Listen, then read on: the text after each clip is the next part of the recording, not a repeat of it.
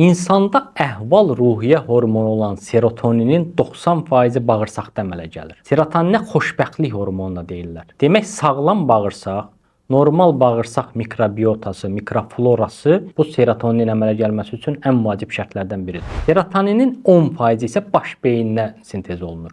Baş beyində bir mərkəz vardır. Bax, həmin orada ifraz olunan serotonin insanın ruh halı, İnsanın yuxusu, yaddaşı, zehni fəaliyyəti, iştahası hamısı bax bu mərkəzlə idarə olunur. Serotoninin tam əmələ gəlməsi üçün ən vacib olan triptofan amin turşudur. Yəni serotonin triptofandan əmələ gəlir. Triptofan isə əvəzolunmaz amin turşudur. Yəni insan bədənində əmələ gəlmir. O yalnız qidalarla qəbul olunmalıdır. Bəs görək triptofanla ən zəngin qidalar hansılardır? Ən zəngin ət, Hind toyuğu, balıq, yumurta, pendir, bundan başqa qoz, tünd qara şokolad. Qara şokoladda təbii antidepressant da deyirlər. Həmçinin banan, gerkules, yəni yulaf, bu cür qidalardan bol tükətməyə çalışın.